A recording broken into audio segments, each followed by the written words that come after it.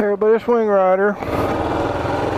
I decided to do the, I've been doing some videos on the Gold Wing, so I decided to do a little bit on the KLR in the area back here where I live, back here on this dirt road off the highway. Bear with me just a second, I've got to put my glasses on here. Okay. There we go.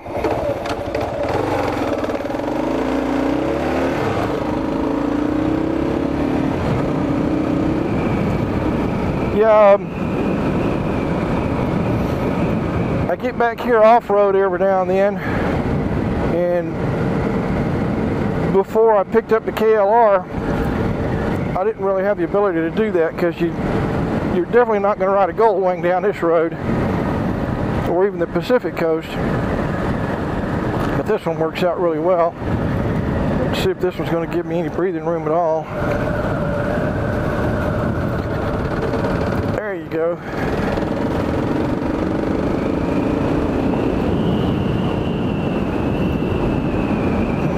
There's serious sand in this area, and there's a deer up in the road up there, so the deer walking across the road. There's a lot of deer in this neck of the woods, and turkey, and sometimes when you see a deer cross the road, okay, he's already across, you need to wait because usually there's more to follow. Those are the ones you hit. But I used to race back in the late 70s, early 80s, back before I went on the highway patrol. I was a mechanic in a diesel shop, and I raced motocross and enduro, South Georgia, North Florida motocross series, and I also raced enduro around the state of Florida and Georgia. And I rode open class out of YZ 490, and then I also had a KDX 400 for my enduro riding. But those were the days, man. This KLR is pretty neat machine. Cattle gaps up here.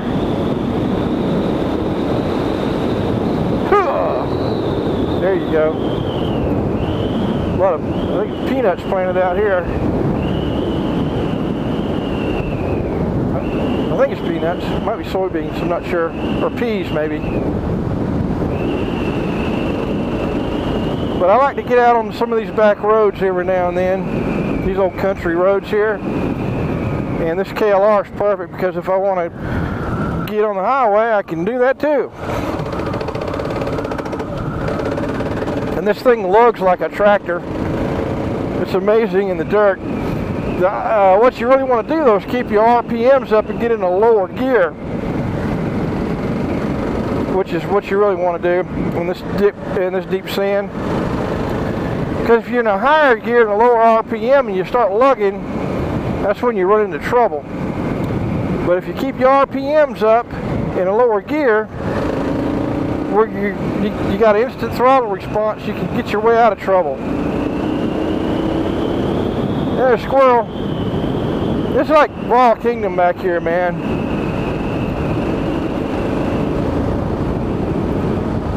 But I got 1,636 miles on the KLR now.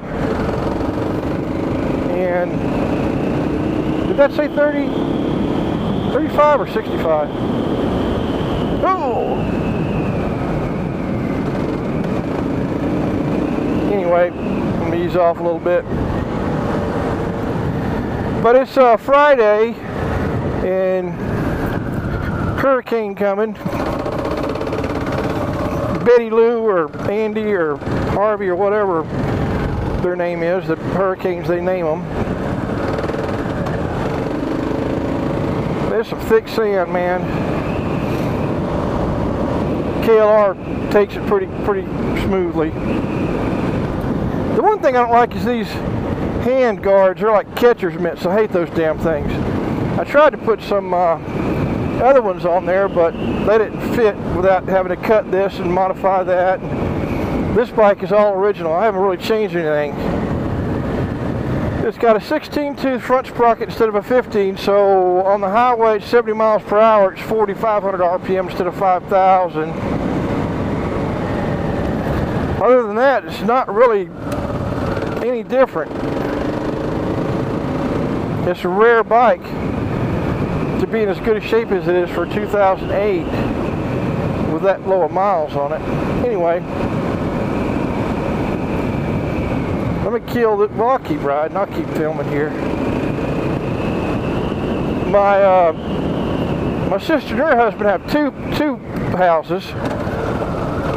God, this sand is thick, man. You got to hang in there. Yeah, they have two houses. They got another one out here, a little further out into the country, but nice and quiet, where they come out on the weekends and just to get away. And it's got a basement and garage, and it's got its own generator and everything. Pretty neat. So I'm heading over there to just check on the place.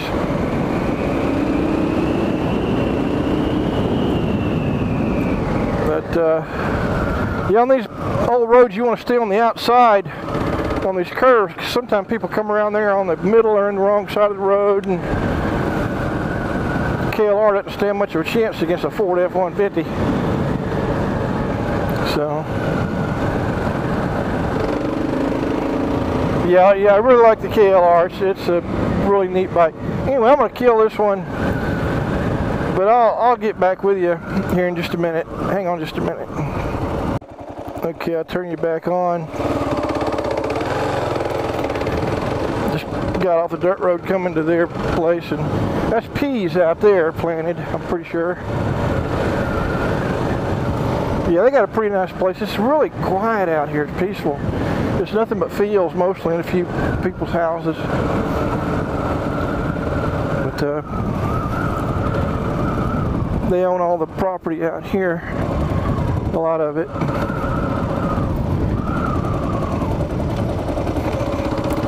But yeah, it's a pretty nice house. I mean, whose car is that? It's not my sister's. Anyway, somebody might be visiting. Later. Okay, Wing Rider, I'm back. Yeah, those were some old friends that live in Fort Myers, and they called my sister and said they had to get out, you know, evacuating down there. So they're staying in my sister's house up here, and they're fantastic people. So, and they say they may not even go back if there's nothing left down there. So they're going to stay here for a little while. And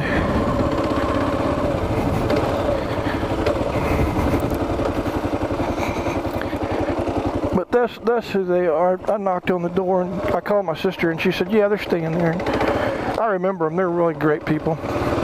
Anyway, I don't want to keep this videos too long, but I'm going to give him a wide berth here.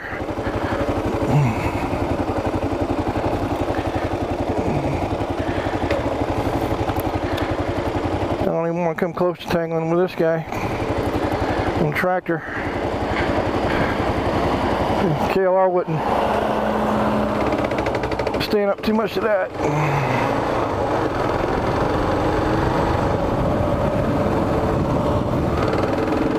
Anyway,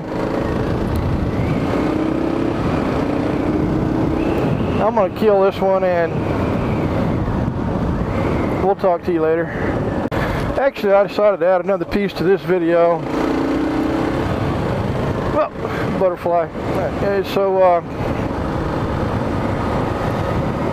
you could get a little more video of the country roads here that where I live back here in the middle of nowhere.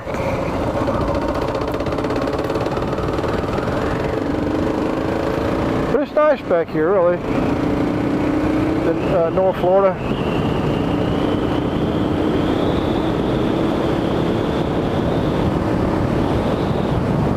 It's 65.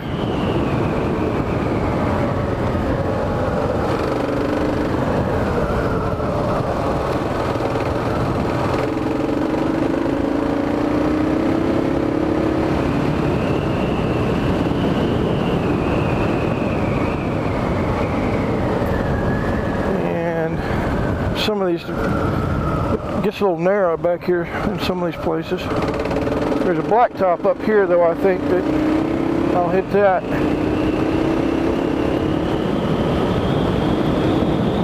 And then on the right up here there's a grain bins and stuff, and there's a semi right there. My first cousins own all of that. They haul grain and store it in these grain bins here. They're some of the biggest farmers in the state, and they're incorporated.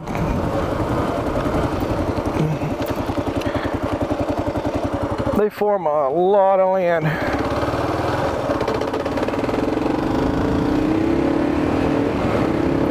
The transmission on this KLR is smooth as silk. I mean, it is super smooth. It's smoother than the one on the Gold Wing.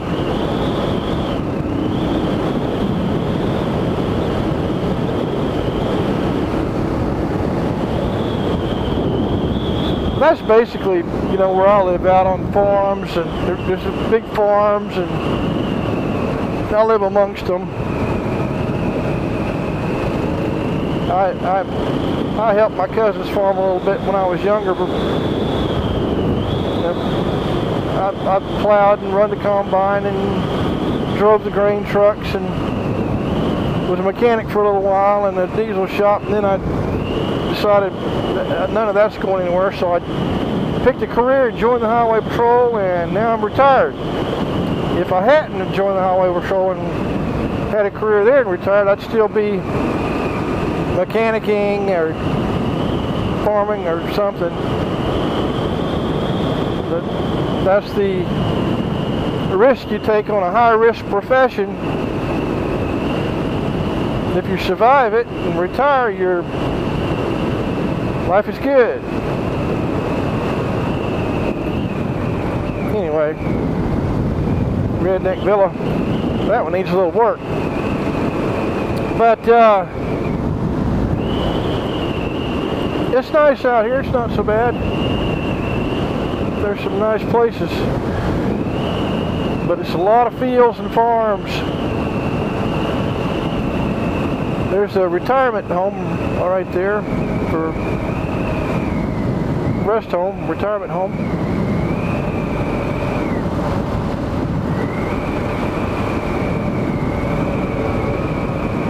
And see the sign there, Southern Living Retirement Home. Anyway, I'm going to go ahead and kill this one, and so it's not too long. But hope you enjoyed the ride along and on the KLR. Hey, how you doing? Hey, that's Victor. That's the guy that owned this bike. That's the guy that bought this bike brand new. And then my brother-in-law traded him a tractor for it, and I traded my brother-in-law my Pacific Coast for it. But yeah, that was him. He thought it looked at me funny, like, hey, that bike looks familiar. So,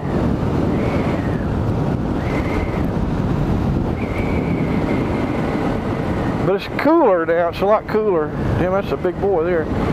It's cooled off quite a bit, temperature, and I'm enjoying it. This cooler weather. But anyway, I'm gonna kill this one. Let me ride a little more here. That's one of my cousins lives there. First cousins. He's retired prison guard, federal prison guard. He actually lives in Gainesville, but that's his house there. He comes up here sometime.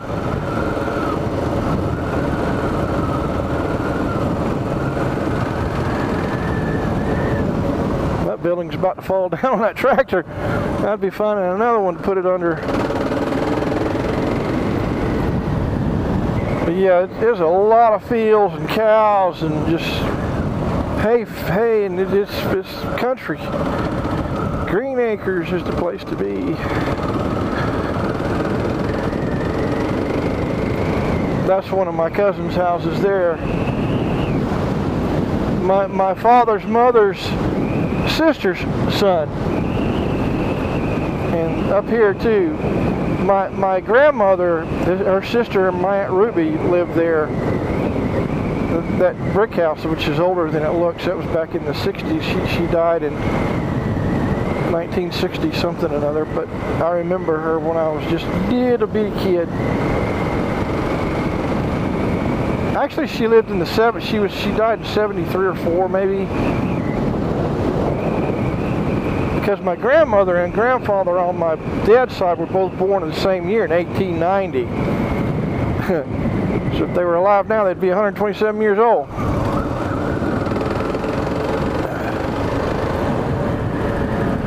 Oh, damn sand. God dang it. You want to get your speed up and your RPMs up and you're getting this thick sand, man. Okay. All that enduro riding them years, man, I got to where I can ride through anything. All right. Later.